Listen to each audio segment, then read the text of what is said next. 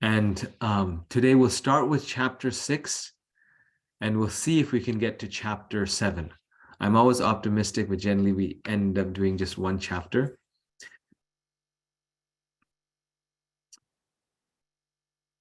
This chapter initiates a new section in the Nectar devotion. It is a list of 64 ways to practice pure devotional service, sadhana bhakti.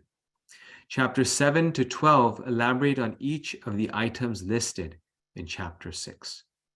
So, as I mentioned, chapters 6 through 12 are dealing with the 64 ways to practice pure devotional service, the 64 items in the practice of bhakti. And this chapter, which is very important, lists all 64. And then the rest of the chapters take sections of them and they expand on them. And Srila Prabhupada, in his chapters on these items of devotional service, he writes very wonderful explanations, commentaries, expansions on how we practically apply these in our day-to-day Krishna conscious life, sometimes emphasizing the importance of certain devotional items, sometimes describing how certain items go with other items. So like this, the Nectar devotion is very much the handbook, or like Prabhupada said, the law book of the Krishna consciousness movement. Once again, all the things that we do are listed here, and things that are not listed here are probably things that are not part of our practice of bhakti. So Rupa Goswami himself describes some items which are more important and others which are less important. So not all 64 are on the same level. Some are more important, some are more potent, and some are just general items. So Rupa Goswami is describing the 64 limbs of devotion in practice, in sadhana. This is a more detailed breakdown of the 64 items and how they play out. So as I mentioned, chapter 6 is the entire list of 64. Chapter 7 looks at 1 through 18. Chapter 8, only item 19. Chapter 9 is 20 to 42. So you can see all limbs are not equal, right? Chapter 10 is 43 to 46. Chapter 11 is 47 to 53, and chapter 12 is 54 to 64.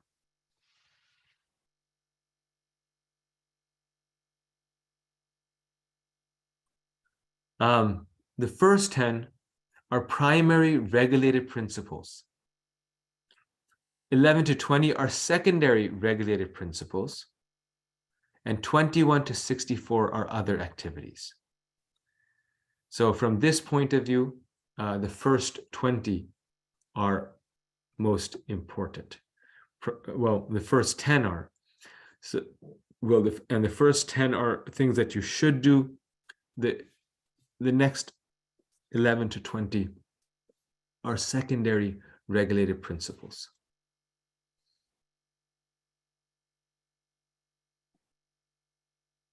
This is another way to see it. This chart explains it very well.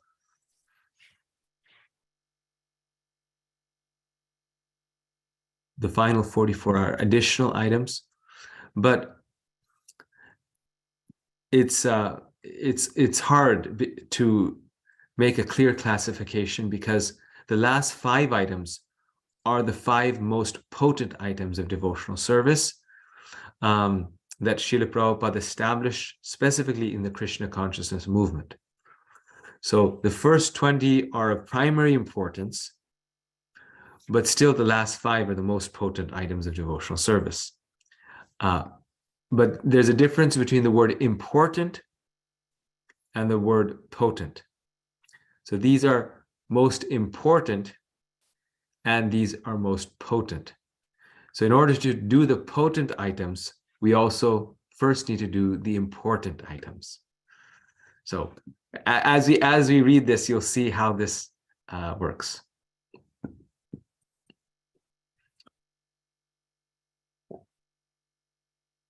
Srila Rupa Goswami proposes to mention only basic principles, not details.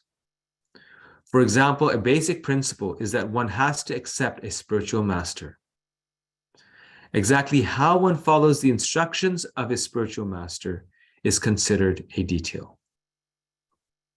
So even these 64 items are basic principles. Just see how nuanced the practice of bhakti is. Just see how deep and involved the practice of bhakti is. The basic principle is we should accept the orders of the spiritual master as our life and soul. We should follow his instructions. But Prabhupada is saying how you fulfill those instructions, even that is an art, that's a detail, that's different for different people, and we do it in different ways. So this is the beauty of Krishna consciousness, and this is how we can understand how complex it is. In one way, it's very simple. In another way, it's very sensitive. So we cannot, externally things seem certain ways, but internally things are sometimes different, or there are certain principles for certain situations.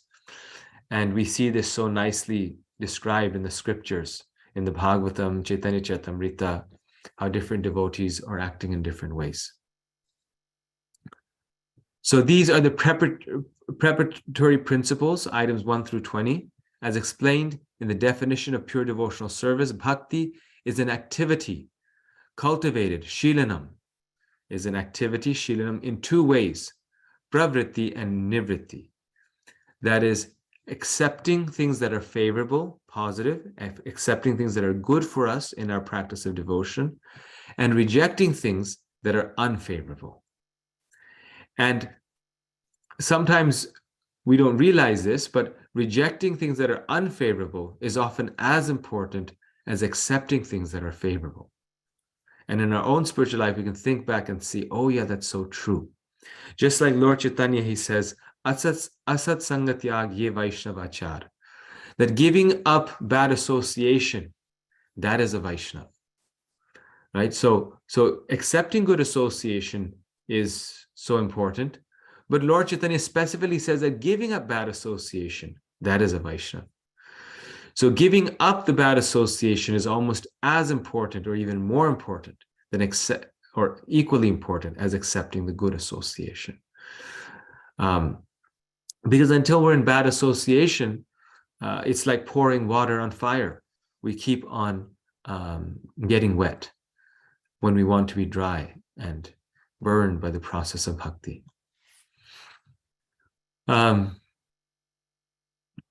So just as I mentioned, the first 10 are doing these things strengthens one's underlying foundation of pure devotional service. And 11 through 20, nivritti, is avoiding. Without avoiding these things, one's devotional foundation will become corrupted and decay.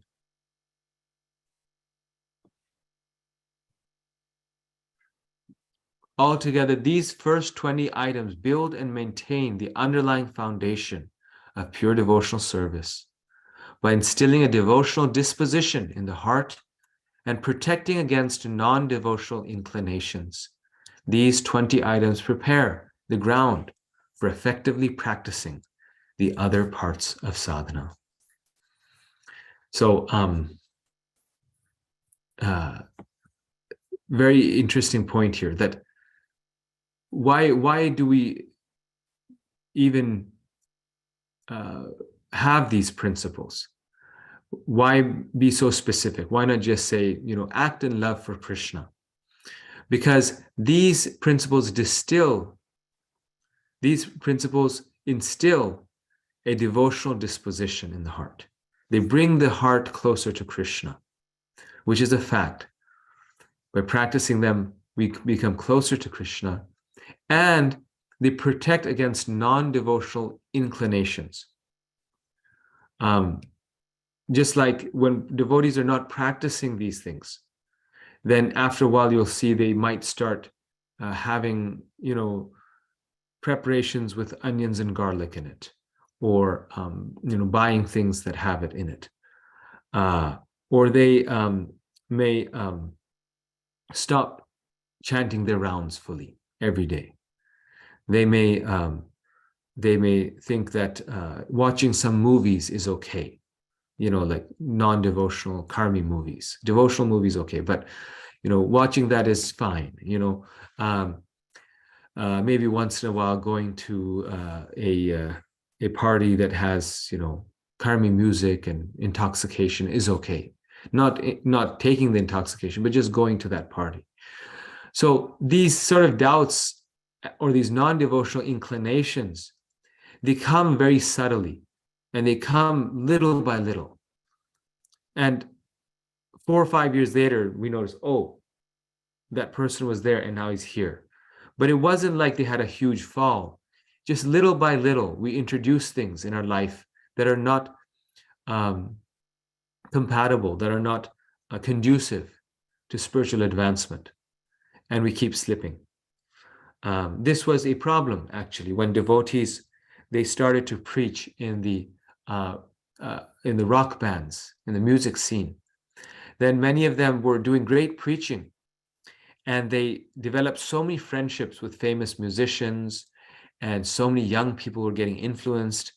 It was one of the best preaching programs in our movement. This happened, 10 years ago. There's like many, devotee things happening in that area. But then, because of that atmosphere, and the rock music and the girls and the drugs and all these things, the devotees themselves started slipping. But they were having huge success. I mean, even to this day, you meet devotees from that era, from those devotees who preached to them, and they started slipping, and they slipped to the point where the devotee community had to just shut it down. They had to shut it down because they were making devotees, but the very devotees who were preaching were falling. Same thing as in academics. You see many devotees, they go to university, and there's nothing wrong with university. It's very nice. And when they go in with all good intentions. They may even go in with tilak on their forehead, and in dhoti and kurta or sari or whatnot. And then you see them 4 years later, and it's like, they're devotees, but they're Sunday devotees. They go to the Sunday feast, and you don't see them doing anything else. Why? Little by little, because non-devotional inclinations increase in the heart, unless we continue and strictly follow the practices of devotional life. We can preach to anyone. We can make so many devotees, but the basis of it is our own spiritual grounding.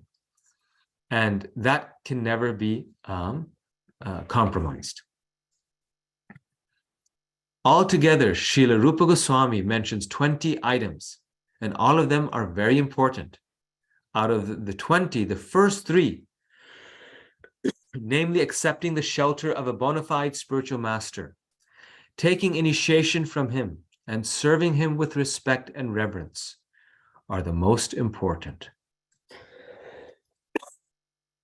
So among the 64 items, the first 3, Prabhupada writes, are the most important.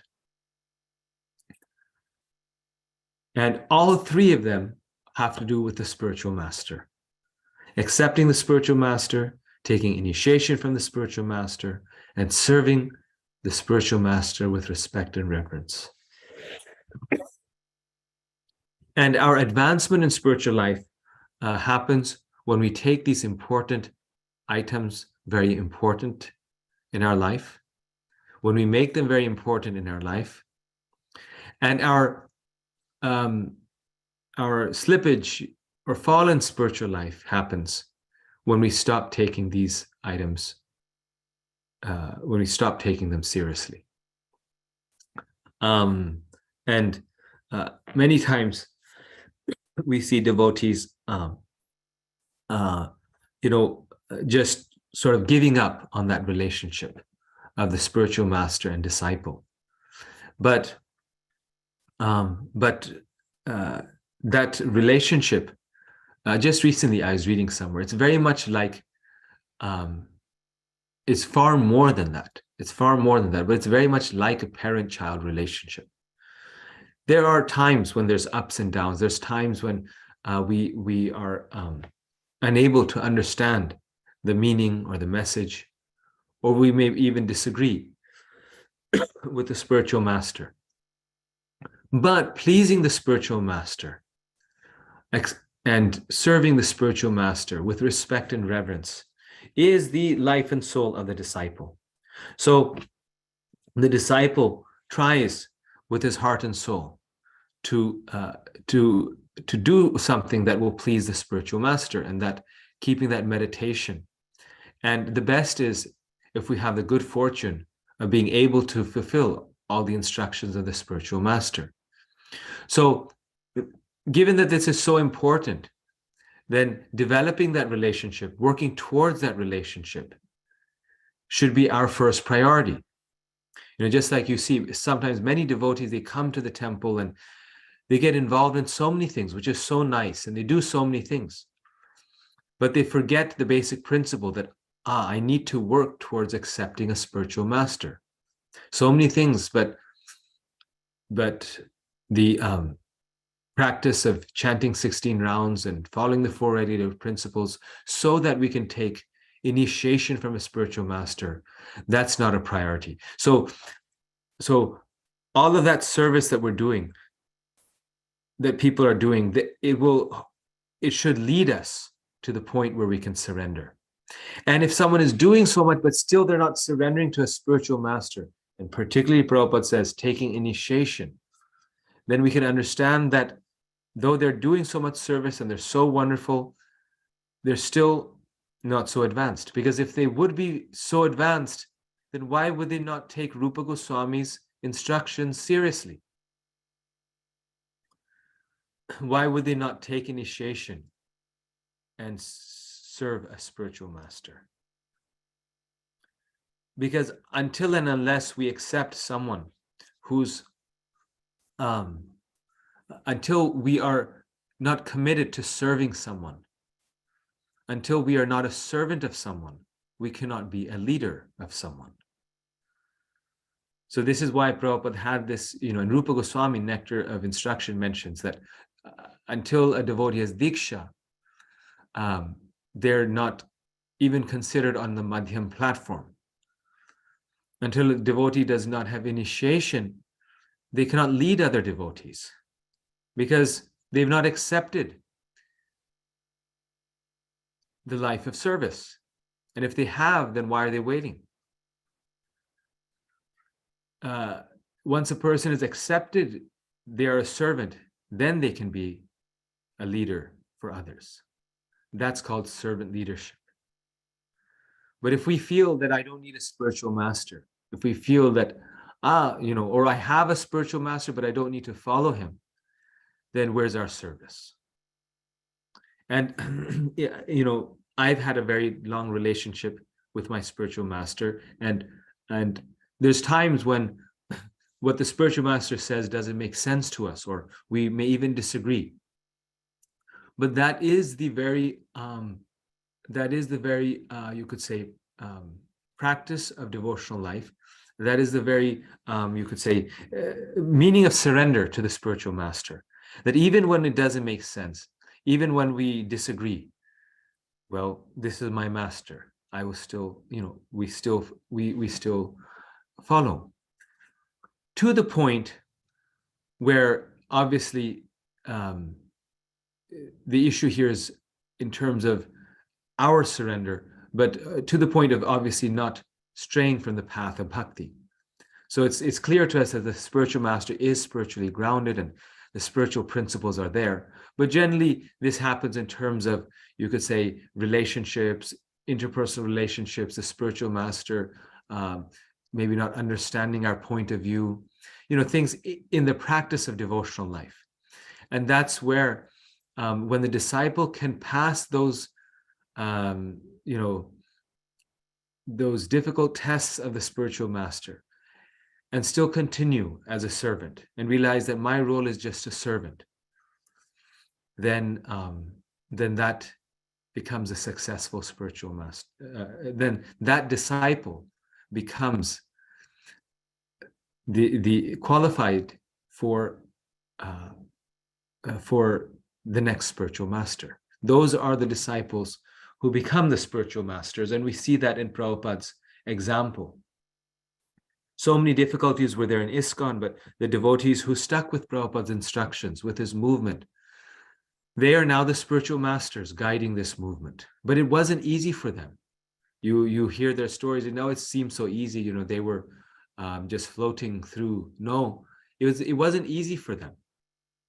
And one of my god brothers, he's the personal servant of my spiritual master, and one time another disciple was giving some difficulty.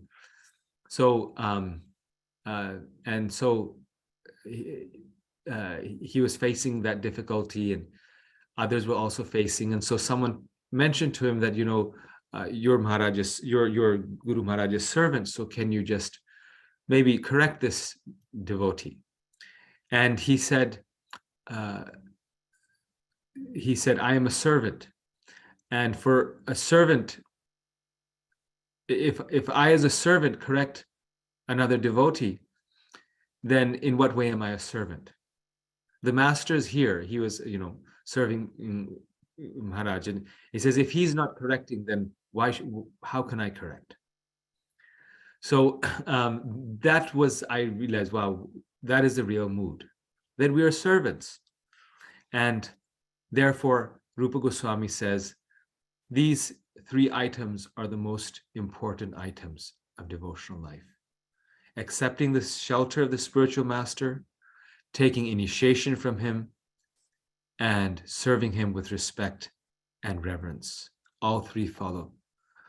So it's not just, so even if we have not had initiation, if we just accept the shelter officially, formally, of a spiritual master,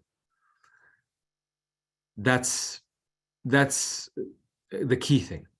Because then when the spiritual master wants, they will give the initiation. But our part is accepting and following. So then we take initiation. And it's not enough, Rupa Goswami says, to stop there, accepting. No, one must make the formal vow. Because that's real dedication. When we make a vow, when we make a promise. And then even that's not enough. Well, we think, okay, now I'm initiated. Now I'm a pure devotee. But that's where it starts. Initiation is the beginning. Then we start serving the spiritual master with respect and reverence. Out of these 64 items, 5 items, namely worshiping the deity, hearing Srimad Bhagavatam, associating among the devotees, Sankirtan, and living in Mathura, are very potent. These are the final 5 items. Nectar of Devotion will extensively discuss these 5 in chapters 12 and 13. So these 3 were the most important, and these 5 are the most potent. A nice way to remember this is a little, I don't know what they call it, but it's Nam, Dham, Deity, Devotee, Bhagavatam. So Nam, Dham, Deity, Devotee, Bhagavatam. These are the 5 most potent items. The 64 items of devotional service should include all of our activities of body, mind, and speech.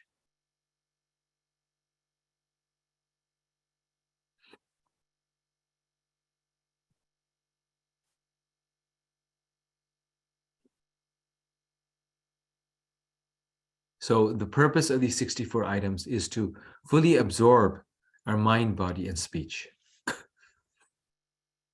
The first 10 injunctions, the most important are the first 3. The second 10 are prohibitions. And the remaining 44 are the angas.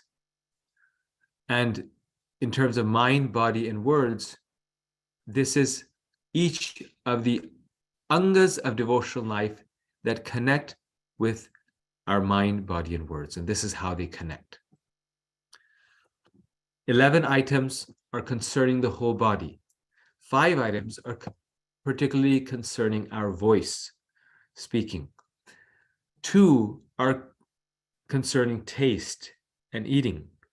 1 smelling, 1 touching, 2 sight, seeing. 1 item hearing, 9 items the mind, and 4 items Tadiya Seva, which is I'm forgetting. I think this is the body. Service with the body, and 3 items is mixed, and the 5 items, these are so important. They're actually repeated twice in these 64, in the list of 64. The 5 most potent items, they're repeated twice in slightly different ways. And then finally, there's the glorification of the 5 most prominent angas.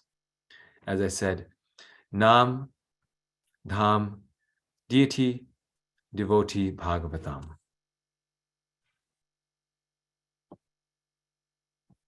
So this was chapter 6. As I mentioned, it went very quickly because chapter 6 is just a list. And now we start chapter 7, which is the first, what was it? Here, I think it's here. The first 18 items of the 64. Does anyone remember chapter 7? How many does it cover?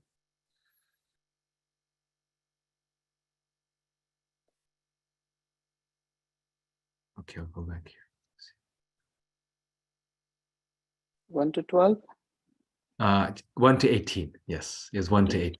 Yes.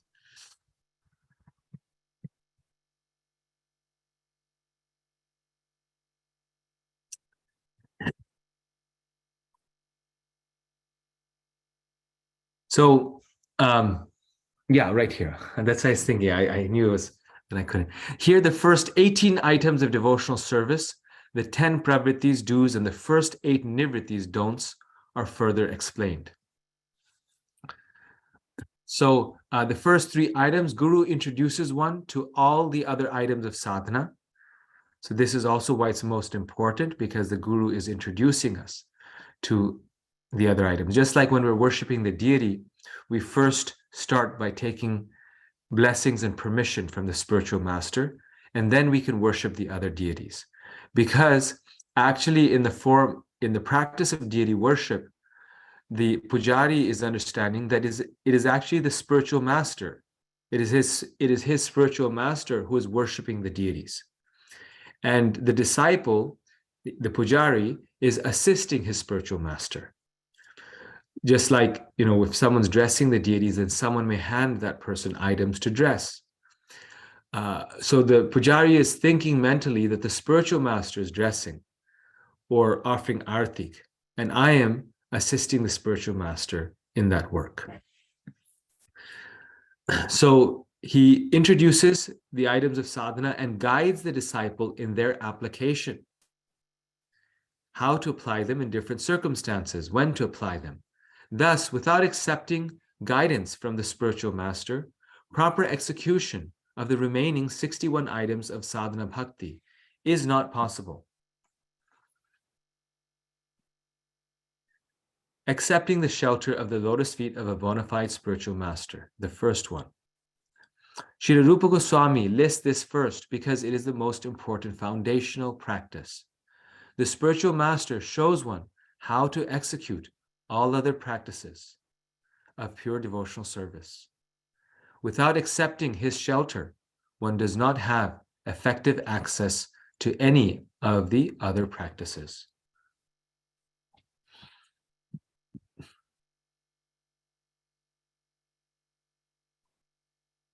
The quote from Srimad Bhagavatam 11.3.21 reveals exactly what it means to take shelter of a bona fide spiritual master.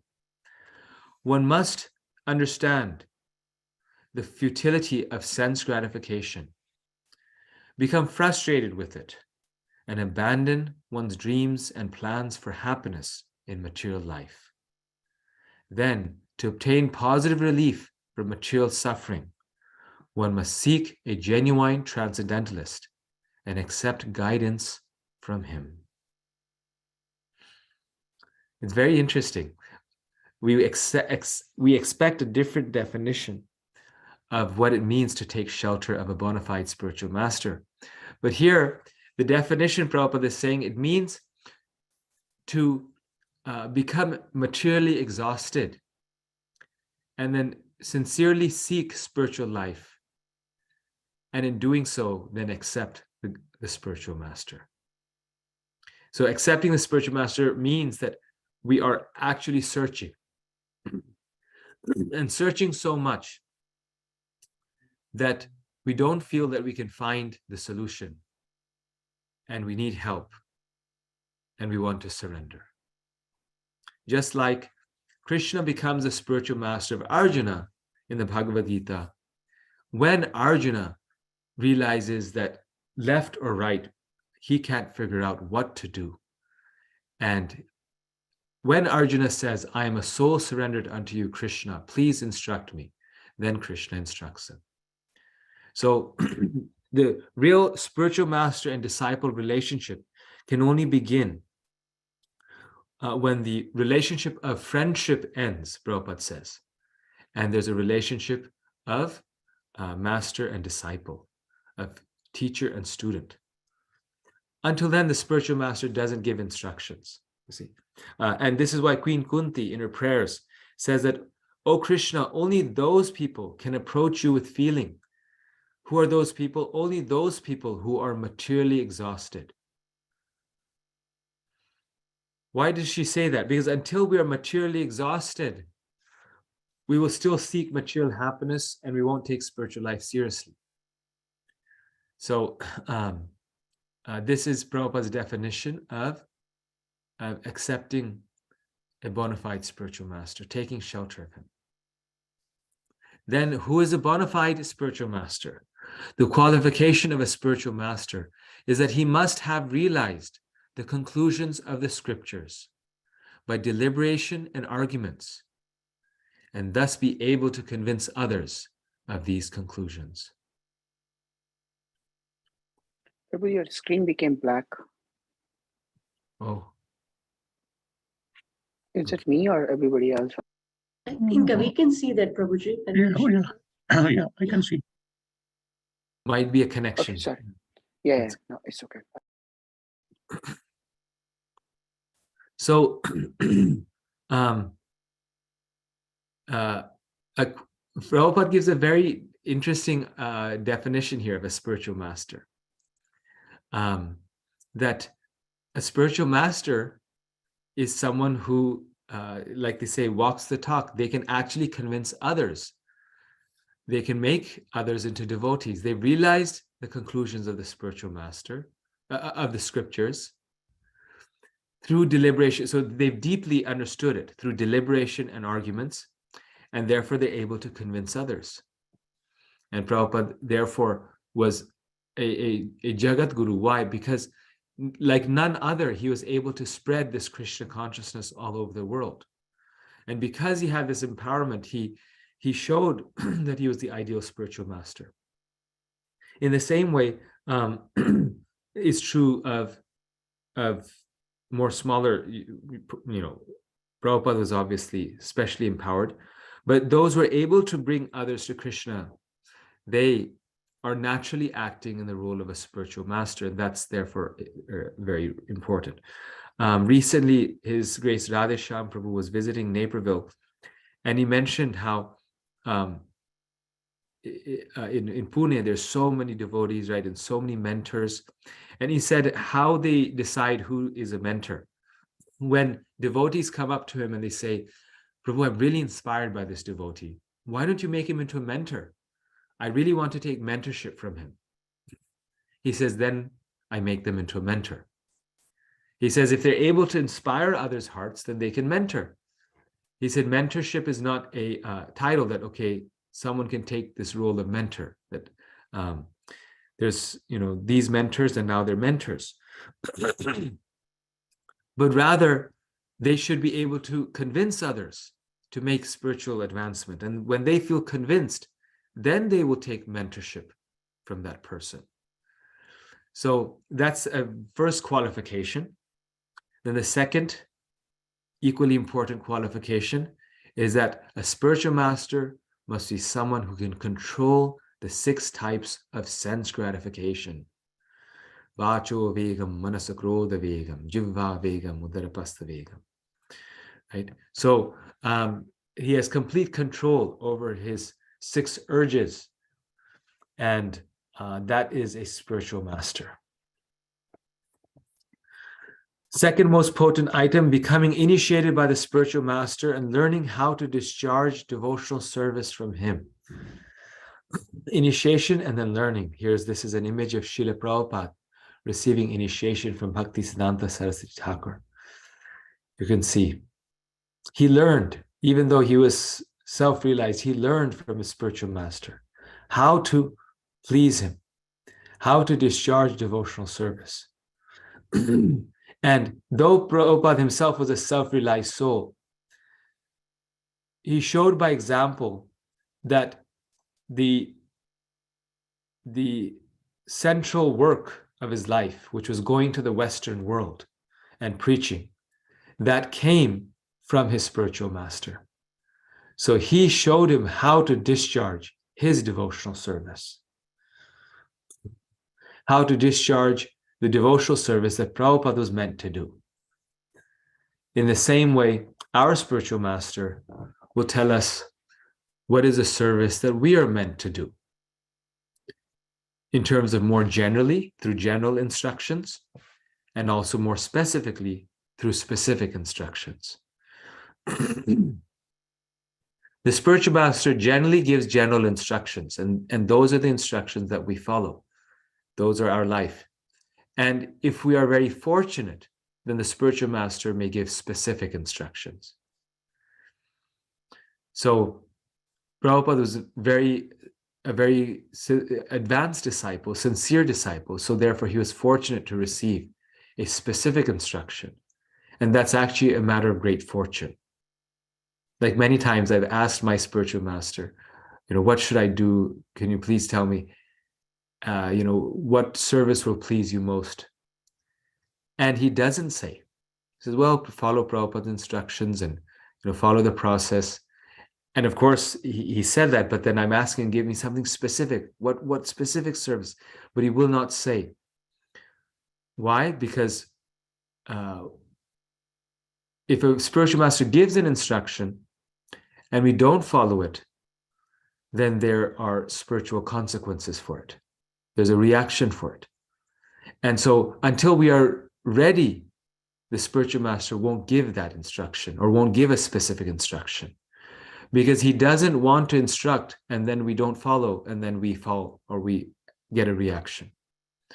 So Prabhupada, he knew that Prabhupada could do this. He could take Krishna consciousness to the West. Therefore, Bhaktisiddhanta Saraswati Thakur gave him that instruction and didn't give it to the others, didn't mention it to the others. So the spiritual master, the bona fide spiritual master, will only give us an instruction because he knows that we can actually do it. After finding a bona fide spiritual master, one must accept him as a representative of Krishna and thereby develop unshakable faith in his words. So this is a very interesting topic, a very big topic, that we must accept him as a representative of Krishna, which means that Krishna will speak through the spiritual master. What does it mean to represent Krishna? What does it mean to represent a king or a president? It means that they will carry the words of the president to the foreign country or whatnot. So accepting them as a representative of Krishna means that Krishna will speak through them. And therefore we should have unshakable faith in the spiritual master's words. And there's a very nice verse in the Bhagavatam, Yasya deve para bhaktir yatha deve tatha guru tasyete katita prakashante mahatmana. That to those who have unshakable faith in the words of the spiritual master and the scriptures, to them all the secrets of spiritual life are revealed. Now, this statement also has to be understood through script, through Shastra. And the thing is that the disciple has unshakable faith in the words of the spiritual master. And that faith is there because the words of the spiritual master are reflecting the words of the scriptures. So that unshakable faith is there, but it should also not be a blind following. It should also not be a blind faith. That faith is there because those words, Yasya Deve Para Bhakti Yatha Deve Tatha Guru, those words are also the disciples' unshakable faith in the words of the Guru and the scriptures, both. So if the Guru is saying something that's against scripture, then the disciple is not blindly following. Prabhupada said this is common sense. We can never give up our common sense also. So, and I was just hearing a very nice class by His Holiness Romabad Swami, where he was saying that the instruction of the spiritual master is the life and soul of the disciple. The disciple's unshakable faith in his words, yet ultimately every one of us is responsible to make the correct choices and decisions. And the wonderful example of that, is the incident of Draupadi, Ashwatthama, the 5 Pandavas, and Krishna. When Ashwatthama kills the sons of Draupadi, then Arjuna goes and subdues Ashwatthama and brings him to Draupadi. He has promised her that he's going to, give him the death penalty. And when he brings him in front of Draupadi, then Krishna is there, the 5 Pandavas are there, Draupadi is there. And Krishna immediately says, this man, though he is a son of a Brahmana, and therefore he was, of the Brahmana caste, he is an aggressor. So Arjuna, kill him at once. He has killed 5 sleeping boys. And, this is the proper punishment. And so Krishna is there as the spiritual master, instructing Arjuna that do this. This is my instruction because this is justice. This is the right thing to do. But Arjuna does not want to kill him. Draupadi does not want to kill him. Bhima wants him punished and says, yes, we should kill him. Yudhishthira does not want him killed, and Nakula and Sahadev also did not want to see him killed. And then Arjuna expresses hesitation. Draupadi and Yudhishthira express their points of view. And then finally it's decided that he will be killed, but also not killed. How? By, removing the jewel from his head and, cutting off his hair. They would deny him from any form of they would remove his honor, and that would be worse than death for him, and also the jewel which was giving him power. So the conclusion that comes out of that is that this is how we should do it. And so Arjuna, Yudhishthira, Draupadi, who are completely dedicated to Krishna, they don't just go and then, fulfill Krishna's instruction. He's the guru, he said it, so I'm just doing it.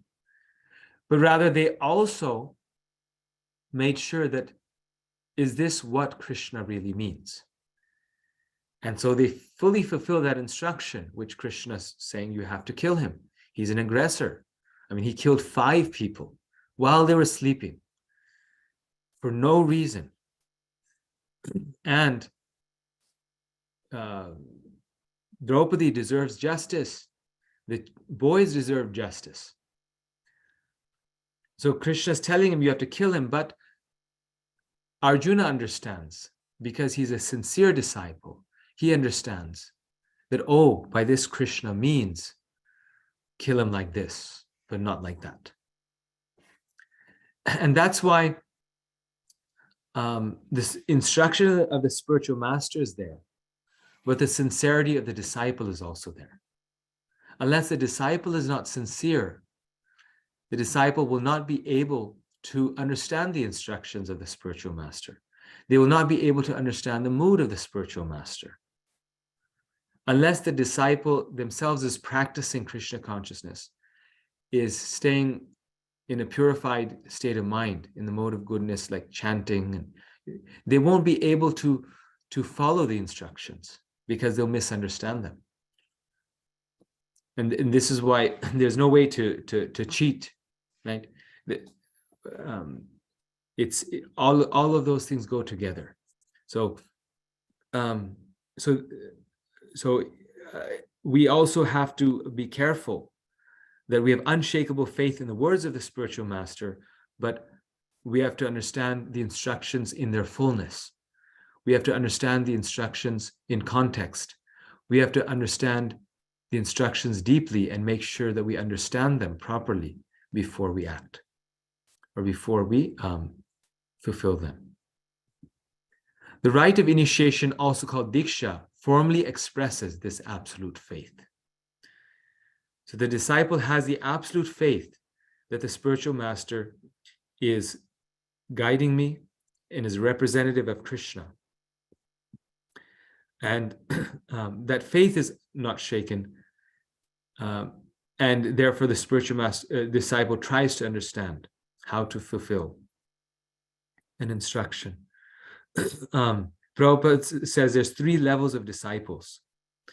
The first level of disciple, the highest level, is a disciple who understands the instructions and intentions of the spiritual master even before the spiritual master gives the instruction. So he can understand that this is what my spiritual master will want. Why? Because there's a heart-to-heart connection. Due to sincere practice, spiritual master reveals this knowledge to the disciple from the heart. Or the disciple is meditating so much on the spiritual master's instructions that they know that, this is what they will want. The second level of disciple is once they receive the instruction, they fulfill it. And that's most of us. We're on that path. Guru's given instruction, I try to fulfill it. And the third level of disciple is a disciple who receives the instruction and even after receiving it, does not fulfill it. So Prabhupada says we should try to be the first level, meaning that not just following the instructions, but understanding the mood of the spiritual master, understanding what does the spiritual master really want? What is his intention and why is he saying what he's saying? And this leads very well into obeying the orders of the spiritual master with faith and devotion. So what we talked about is how do we obey that order? What does it mean? After assimilating the spiritual master's instructions, item 2, the disciple should reciprocate by offering service. By taking initiation and instruction, the disciple learns that he is the eternal servant of Krishna. Item 3 instructs him to apply that knowledge by serving Krishna's representative. So service is very wonderful. And one of the services we can do to the spiritual master is just to be around the spiritual master, to seek out his association, to attend the spiritual master's classes, to make an effort to develop that relationship, to visit the spiritual master and spend time. Because see, the pure devotees are very merciful. So as soon as we try to spend time with them and we're around them, they just start giving their mercy. It's just like, someone who has a lot of gulab jamuns, imagine they have like 200, 500 gulab jamuns. If you just, stick around them, eventually they start giving out the gulab jamuns and you start getting those gulab jamuns. In the same way, the spiritual master is like that. That one way of that reciprocation is while the spiritual master is on the planet, the disciple seeks the association, tries to spend time. If there's a problem in that relationship, then by spending, then the disciple naturally wants to do that, and revive it by that connection, by that mercy. And sometimes, on the other side, sometimes following the instruction of the spiritual master means leaving the spiritual master and doing what they are asking us to do. And that we also see in Prabhupada's life. It's just like Tamal Krishna Maharaj was always right next to Srila Prabhupada. He was like his right-hand man. But one time when Prabhupada became very pleased with him, he told him, you go and preach in China. And externally, Prabhupada was showing that he was displeased with him. Like Tamal Krishna Maharaj did something wrong and he said, you don't be here, you go and you preach in China. And then Tamal Krishna Maharaj, he goes to China. And alone, he starts Krishna consciousness there, which is now like spread like wildfire in China. So many devotees are there. But he started it. He made the first like 50 devotees there in China. And then he came back to Srila Prabhupada. And he, many of the Chinese devotees met Srila Prabhupada, and Prabhupada got the full report. And Prabhupada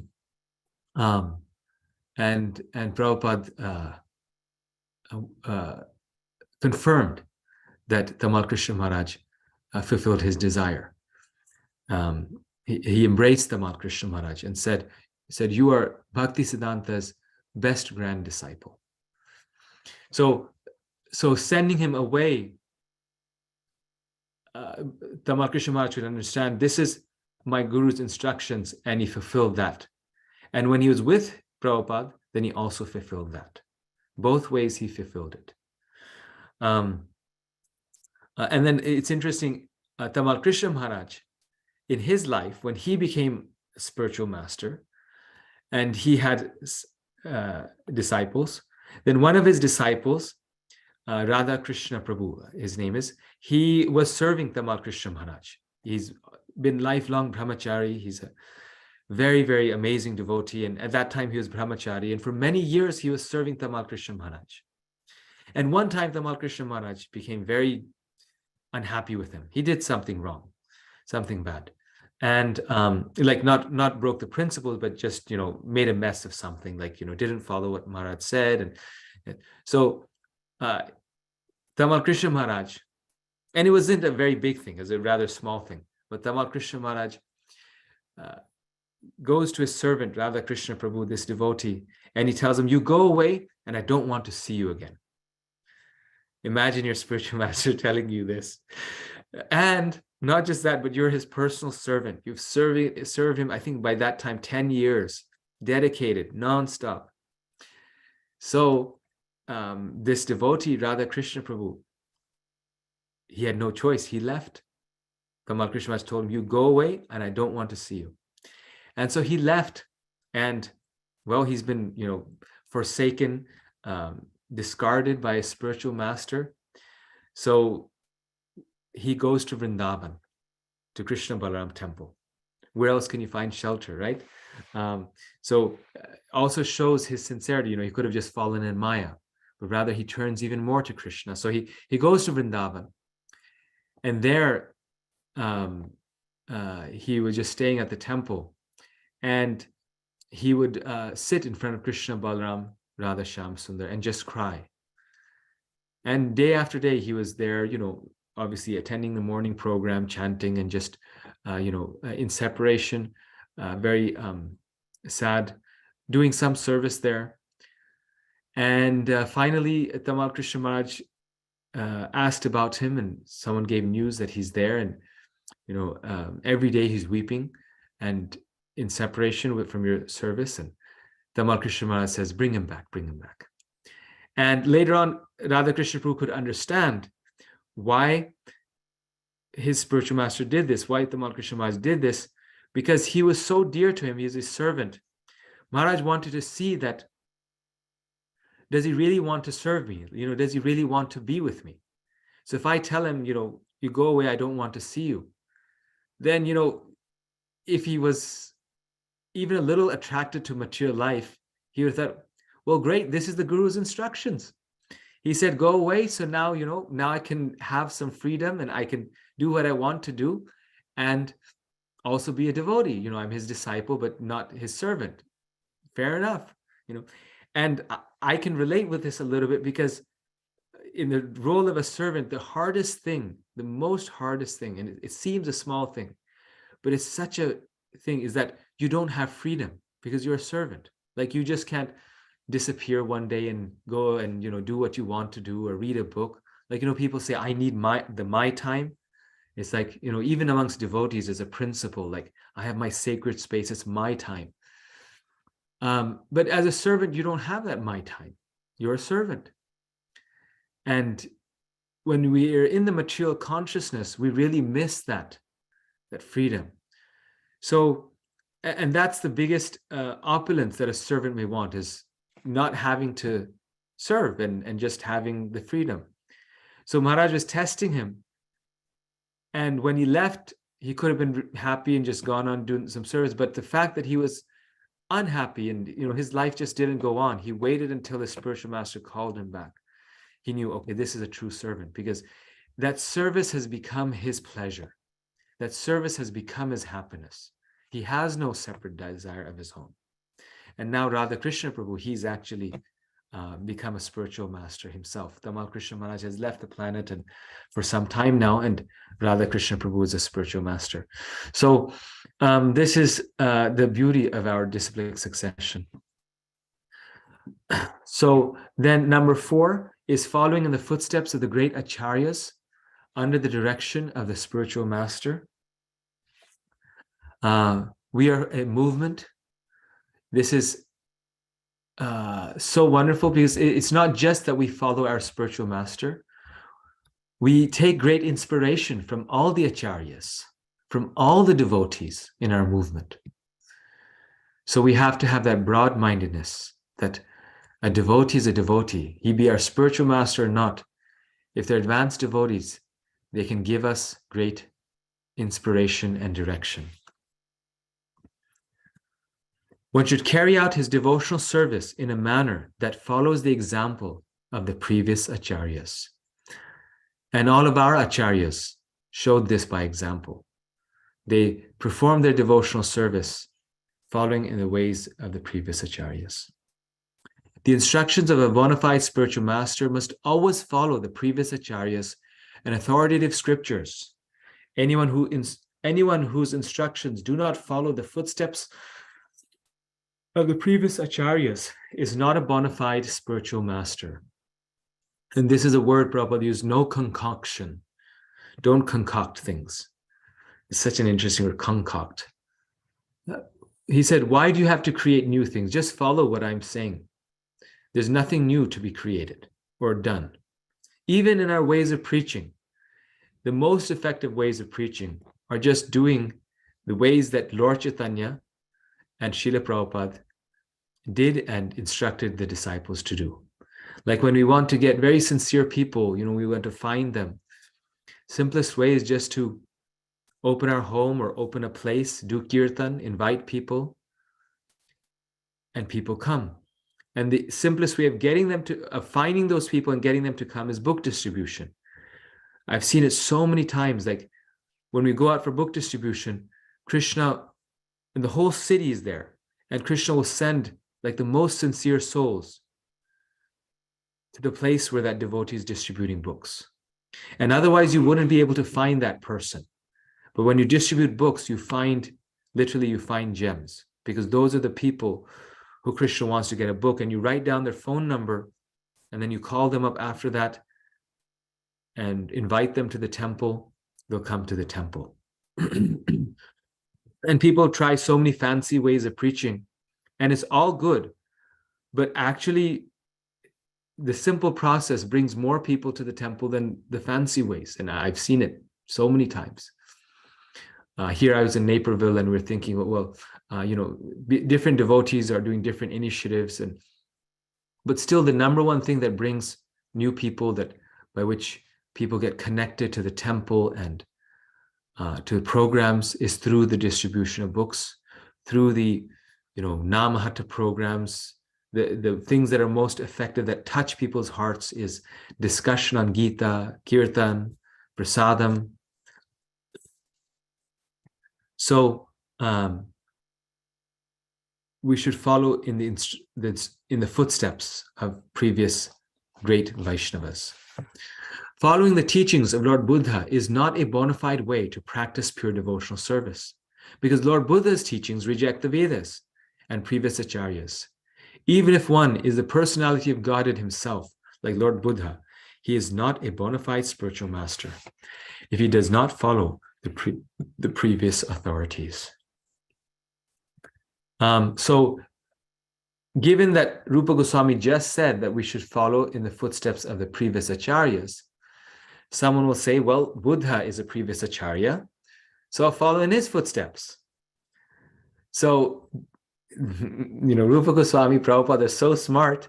Just to clarify that point, they put this in, that, well, no, but our acharyas are telling us, all acharyas, but not Lord Buddha, because Lord Buddha came for a different purpose. So we have to follow in the footsteps of previous acharyas, also keeping in mind for what purpose they came. Like, we cannot follow in the footsteps of Lord Rishabdev, or in certain ways, in certain aspects, even Lord Nityananda, because they were acting in the role of an avadhuta. They were sometimes without any clothes, sometimes, with long hair. All these things that were not part of Prabhupada's process. So following in the footsteps of the acharyas, but again, always we have to use our intelligence. Always, like Rompad Swami was saying, we are still responsible for our own decisions while following in the footsteps of the previous acharyas and the spiritual master. So Rupa Goswami now brings this point home. This is kind of the punchline for the whole theme of today's discussion. Shruti Smriti Puranadi Pancharatra Vidhim Vina Aikantiki Harir Bhaktir Utpatayeva Kalpate. Shri Rupa Goswami quotes the Brahma Yamala. Unless one refers to Shastra, Shruti, Smriti, and Puranadi, one's spiritual activity simply disturbs society. One's spiritual activity simply disturbs society. So one of the things that we read about the holy name is that it is Shubhada, or all auspicious. So someone may think that, oh, well, any spiritual activity is all auspicious. But no. Rupa Goswami is saying, if it's not done according to the instructions of Shastra, it is a disturbance to society. It can hurt our spiritual life and the spiritual life of others. And this is why, because we are new and we don't know, then we should follow in the footsteps. Therefore, we should be eager to serve those who know. We should not be so eager to be leader. We should be eager to be follower. That is our success, until we become an acharya. Right? And that day then will become very clear. The acharya will make us an acharya. Number 5, inquiring from the spiritual master how to advance in Krishna consciousness. So this is continuing on, so to say, in terms of serving the spiritual master. And a further detail is, not detail, it's very important, but a further nuanced principle is, one of the principles of devotional life is inquiring from the spiritual master. So some disciples, they say, I'm very they may not want to ask their spiritual master if they have some problem or some doubt. But we're supposed to ask. And this is the examples given by Arjuna. Arjuna expresses his doubt to Krishna. Therefore, Krishna is able to free him from that doubt. He tells Krishna, Krishna, I don't agree with you. Krishna, I cannot fight. You're asking me to fight, but this doesn't seem right to me, and this is my opinion. But now what is your opinion? I'm fully surrendered to following your instruction. So inquiring from the spiritual master, asking questions, is not intrinsically in conflict with being fully surrendered. One can be fully committed to doing what the spiritual master does, but still one should inquire to understand further. So it's actually a mandate. We should express, we should ask questions. Because if a person is actually interested in spiritual life, they will want to ask questions from the self-realized soul. But that questioning, as Krishna says in the Gita, needs to be done not in an arrogant way, but in a humble approach. The approach needs to be humble. Number 6, this is a very interesting one. Being prepared to give up anything material for the satisfaction of the Supreme Personality of Godhead. So Krishna wants me to give up my cell phone. I can give up my cell phone if that's what Krishna wants me to give up. If it's bad for my spiritual life, I can give it up. 7, residing in a sacred place of pilgrimage like Dvaraka or Vrindavan. So here, this is one of the potent items of devotion, most potent items of devotional service. We see it presented here and again presented at the end. This is residing in the Dhamma. 8, accepting only what is necessary or dealing with the material world only as far as necessary. Accepting only what is necessary or dealing with the material world only as far as necessary. So nicely put. So you just take what is necessary and you deal with the material world only as far as necessary. And this is so nice for myself. I do these classes actually because like it's actually the most wonderful thing for the speaker, more than even the listener, to remind themselves of these things. In spiritual life, if we really want to get into it and get absorbed in Krishna consciousness, we can't deal with the material world too much. This particular program, this, degree, this thing, this process, and then you can get this certification to get that certification. And with that thing, you can get to that. You can really get into the, as they say, the quagmire of this material world. But Rupa Goswami here is saying, dealing with the material world only as far as necessary. Okay, got my job, got my place to stay, a vehicle to get around, and that's it. I'm happy. Now I just want to serve Krishna. Of course, we can do a business for Krishna, and in that way, we're dealing with the material world. But for ourselves, dealing only with the material world as far as necessary. Rest of the time absorbed in Krishna. Because life is so short. And I realize this now as I'm getting a little older. You miss a day, the days, that was the day you could have chanted. The rest of the days are anyway busy with work and stuff. And the one day that's free, I said, well, I just spent one day, I spent one day window shopping. But that one day was the day when you could have, read half of the Nectar devotion and done your Bhakti Shastri homework, right? So the devotees who make a lot of advancement are the devotees who realize that this is the only time that I have. I think I'll just do this and then but that one thing and one thing and one thing. then we don't get time for our spiritual life. In terms of spiritual practices, if one makes vows that are above his ability, he is likely to break them, and one, become implicated in the sin of breaking his word, and two, one considers oneself a failure, which may discourage him from devotional service altogether.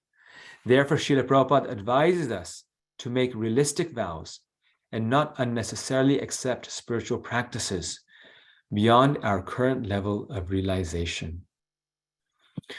So when we read scripture and we're around pure devotees, we may become very inspired to, become very spiritually strong.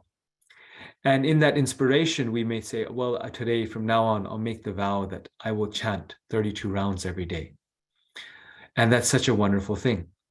But Prabhupada says we should not make vows that are above our ability. And when Srila Prabhupada saw our ability, what our ability is, after carefully looking at his audience, Prabhupada said, not 64, not 32, but 16 rounds. Because he knew we could do 16 rounds. I mean, he could have had us take a vow of 64 and then known, well, we won't be able to make it, but still at least they'll try and they'll do like at least 30 a day or something. But no, he gave us a number that he knew we could do. And he had us take a vow for that. So there's a sin to breaking one's word. One should not just speak and speak this, speak that. We should speak what we mean. We should say what we intend to do. We have to be very thoughtful that, okay, all that is there, but what can I do and what can I stick to? And I'm going to do that. So this is related with this point of accepting only what is necessary. So even in spiritual life, we take vows that are reasonable, we only accept those vows in some ways. We accept those practices that we can follow, that are necessary and realistic. Number 9, observing the fasting day on Ekadashi. So this is one of the first 10, and as we remember, the first 20 are most important in general, and of those, the first 3. But observing Ekadashi is given so much importance by Sri Chaitanya Mahaprabhu. And you think it's fasting, and our whole process is holy name and these things. But somehow Ekadashi is very important. Lord Chaitanya even tells his mother, do Ekadashi. When His Holiness Jai Pataka Maharaj was in the hospital recovering from coma, he was, he had the drip line. He was in ICU. Then on Ekadashi day, he told the doctors that he didn't want the drip. I think, well, why? Like, he said, this drip has corn syrup in it, glucose in it. And so it has corn in it. So today's Ekadashi, I don't want this drip. Even in the hospital, when he's like barely, so ill, he was still determined to observe Ekadashi. So if you have any doubt in our mind whether we should do it or not, the only situation we should not do it is if we're in a situation where it's a life and death situation. And even then, we should try to follow Ekadashi. And the last one, worshipping sacred trees like Tulsi.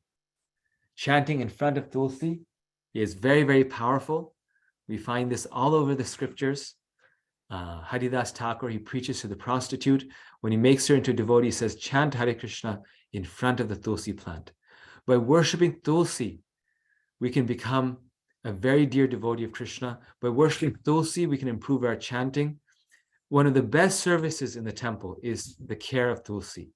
And devotees who take care of Tulsi nicely, because she's a pure devotee, a very loving, most merciful devotee of Krishna, by worshipping Tulsi, they become very great devotees.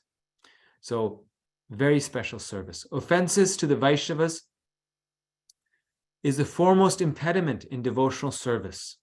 One can positively guard against this offense by developing an attitude of firm respect towards any living entity connected to Krishna's service. So offenses to the devotees is the foremost impediment. Therefore, the opposite of that is, therefore, we should have firm respect towards all devotees. And these devotees in particular are the banyan trees, tulsi, brahmanas, and cows. So even banyan trees are dear to Krishna. Don't disrespect them, but particularly tulsi, brahmanas, and cows. Tulsi Devi, do not disrespect Tulsi Devi. Don't, there's a whole book on how to serve her.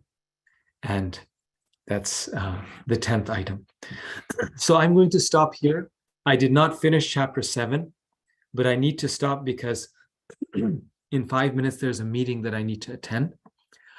So I just have 5 minutes for questions or comments. If anyone has any comments, corrections, please, this is the time. This is rather straightforward because it's, it's not so philosophical, mainly, principles. Kamala Mataji.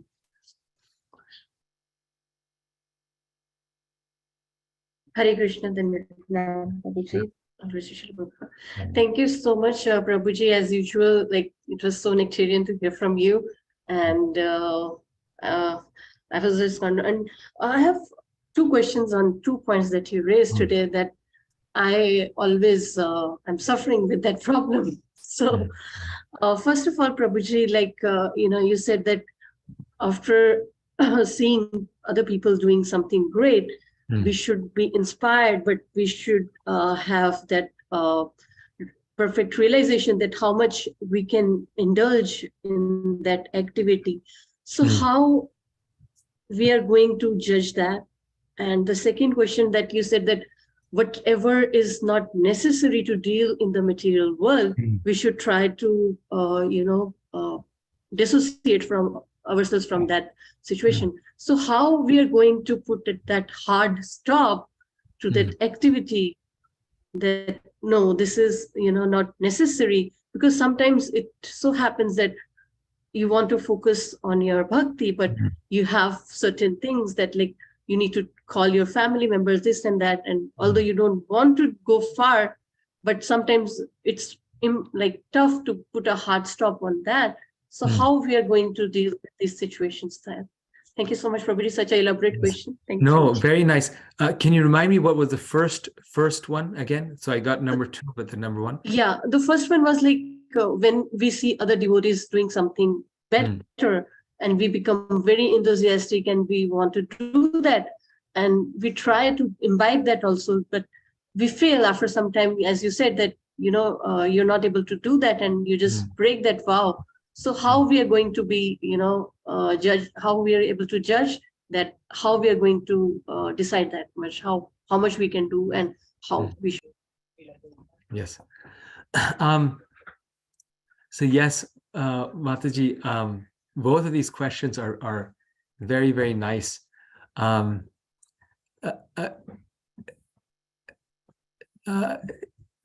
In terms of the second question, we should see that in terms of the second question, we should see that how important is it for my spiritual life? So this activity is there. Sometimes it's like, devotees create some hobby, and that hobby takes unlimited amounts of time, like solving puzzles. Okay, I may solve puzzles, but how valuable will it be for my spiritual life? And if it's not valuable for my spiritual life, why should I pursue it? Maybe something may be valuable by this, like learning how to sew. If we learn how to sew, then we can sew dresses for Krishna. Regarding your first question, I think the answer to that simply is association. So if there's something that really inspires us that other devotees are able to do, but then we are not able to do, then we should just associate more with those devotees. we should associate more with it. Like my own life experience that I one time really wanted when I was young, wanted to do book distribution. I just like, as a teenager, and I just wanted to be like book distribution, but I couldn't. Like people wouldn't take books from me. And so one time Vijay Prabhu, he was visiting, and Vijay Prabhu is the minister for book distribution, one of the best book distributors. And he was visiting, and he this is Balaram right here. This is my son. This is Hare Krishna. He's joining the class today. So he was visiting, and he was not well that time. So we got the opportunity to serve him. And after we served him, then all of a sudden, it was easy to distribute books. Somehow, it was easy to distribute books. So I hope I answered both of your questions, Mataji.